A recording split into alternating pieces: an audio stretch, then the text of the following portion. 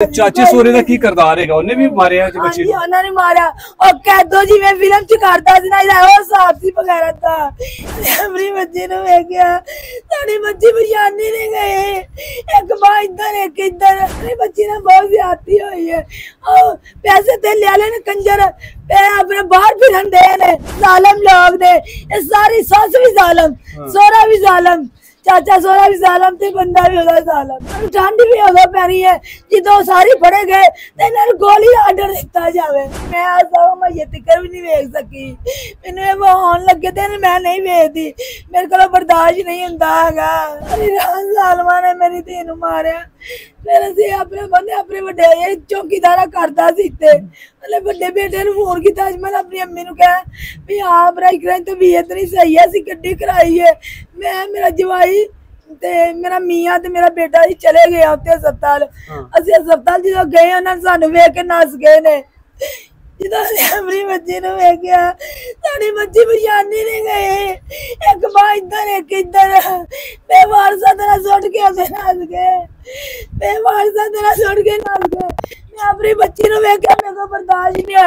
मैं अस्पताल जान के रौला पा दिता उत्ते, मेरी बच्ची लुटी गई। मेरी बच्ची ने बहुत ज्यादती हुई है। और पैसे ते लिया लेने कंजर अपने बाहर फिरन दे ने। असीं माड़े बंदे आ। पुलिस क्यों नहीं फड़दी पई इन्हां नूं बाकियां नूं? ਉਹ ਆਂਦੇ ਨੇ ਅਸਲ ਮੁਜਰਮ ਫੜੇ ਆਵੇ ਨਾ। ਅਸਲ ਕਿਹੜਾ ਮੁਲਜ਼ਮ ਜੇ? ਸਾਰੇ ਮੁਜਰਮ ਸਾਰੇ ਰਲ ਕੇ ਚਾਰ ਹੀ ਨੇ। ਉਹਨਾਂ ਜਿਹਦੇ ਕੋ ਆਂਦੇ ਨੇ ਅਸਲ ਤੇ ਫੜੇ ਆਵੇ ਨਾ, ਉਹ ਵੀ ਫੜੇ ਜਾਣਗੇ। ਸਾਨੂੰ ਠੰਡ ਵੀ ਹੋਗਾ ਪੈਣੀ ਹੈ ਜਦੋਂ ਸਾਰੇ ਫੜੇ ਗਏ ਤੇ ਇਹਨਾਂ ਨੂੰ ਗੋਲੀ ਦਾ ਆਰਡਰ ਦਿੱਤਾ ਜਾਵੇ। ਇਹਨਾਂ ਨੂੰ ਗੋਲੀ ਦਾ ਆਰਡਰ ਦਿੱਤਾ ਜਾਵੇ। ਸਾਡੀ ਬੇਟੀ ਸਾਨੂੰ ਪਤਾ ਚੱਲਿਆ ਕਿ ਹਮਲਾ ਵੀ ਸੀ। ਹਾਂਜੀ 6 ਮਹੀਨੇ ਦੀ ਐ ਸੀ ਹਮਲਾ ਵੀ। ਤੇ ਇਹ ਤੇ ਫਿਰ ਦੋ ਕਤਲ ਕੀਤੇ ਦੋ ਕਤਲ ਕੀਤੇ ਨੇ, ਦੋ ਅੰਤਰਿਆਂ ਨੇ ਦੋ ਕਤਲ ਕੀਤੇ ਨੇ। ਚਲੋ ਸਾਡੀ ਬੇਟੀ ਦਾ ਨਹੀਂ ਆਪਣੀ ਨਸਲ ਦਾ ਹੀ ਵੇਖ ਲੈਂਦੇ ਵੀ ਸਾਡੀ ਨਸਲ ਦੀ ਕੁੱਖ ਚ ਬਲਨ ਨਹੀਂ ਹੈ।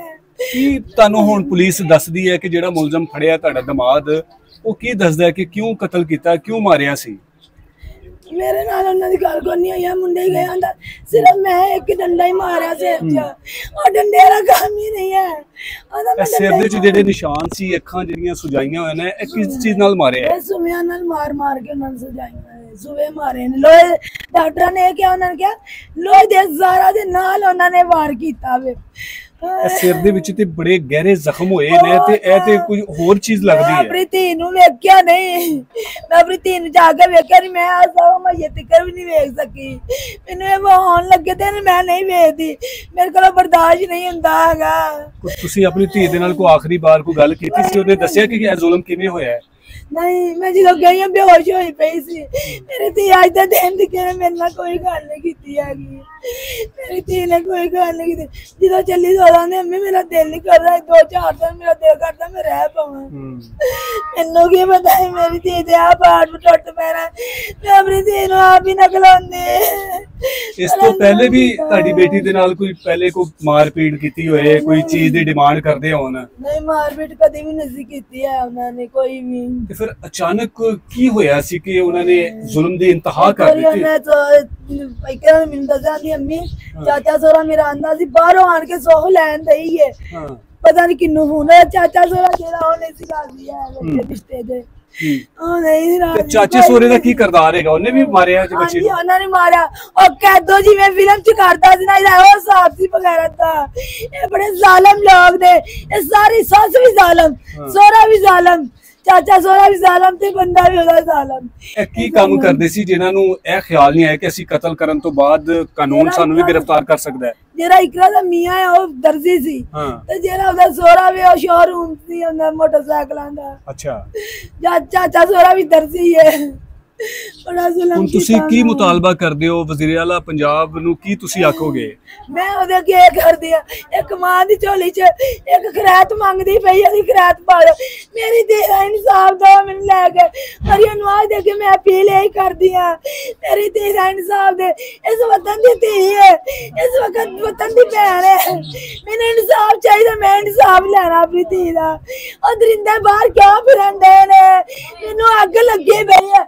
मेरा इतना दिक्कत जैन से भी जे मैनू अस्पताल च टक्कर जांदे ते मैं इहदा दी हर शे लत बंद कर छड्डनी सी। मैं इत्थों दिक्कर तक्की पई आ, मैं इत्थों दिक्कर तक्की पई आ। ते पुलिस उन्हां नूं क्यों गिरफ्तार नहीं कर सकी हुण तक? पता नहीं है, पुलिस वालियां नूं पता होवे। तुहानूं की कहंदे ने पुलिस वाले? होणगे ओ पैसे ला देंदे होणगे, असीं माड़े बंदे आ। नाज़रीन, ये एक माँ की फरियाद है जो जोलियां उठा उठा कर इस रियासत से अपनी बेटी के साथ होने वाले जुल्म का इंसाफ मांग रही है। ये रियासत तब ही रियासत माँ वाला किरदार करेगी जब इस माँ को इंसाफ देगी, जब इस माँ की बेटी के साथ होने वाले जुल्म के जो कातिल हैं, जो जिन्होंने ये जुल्म की इंतहा की, उन जालिमों को जब इबरत का निशान बनाएगी तो तब जाकर इनके इस दुख में थोड़ी सी कमी जरूर आएगी। क्योंकि इनको निशाने इबरत बनाने के बाद इनकी बेटी फिर भी जिंदा नहीं हो सकती, इनकी बेटी फिर भी वापस नहीं आ सकती। लेकिन ये बाकी बेटियों के लिए एक मिसाली केस बन सकता है अगर ये रियासत चाहे।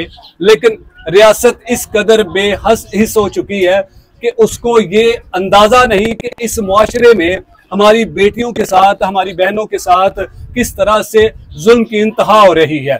अगर इसी तरह जुल्म की इंतहा होती रही तो फिर हमारी बेटियां या फिर हम बेटियों वाले ये सोचते हुए अपनी बेटी की शादी करते हुए 1000 बार सोचेंगे कि कहीं ऐसा ना हो कि हमारी बेटी के साथ भी इस तरह का कोई जुल्म हो जाए। अब ये बाअसर मुल्ज़मान जो हैं, इन्होंने खुद को कहाँ छुपा लिया है, या फिर ये कानून से इतने बाअसर हो चुके हैं, इतने बालातर हो चुके हैं कि कानून की गिरफ्त से आज़ाद है।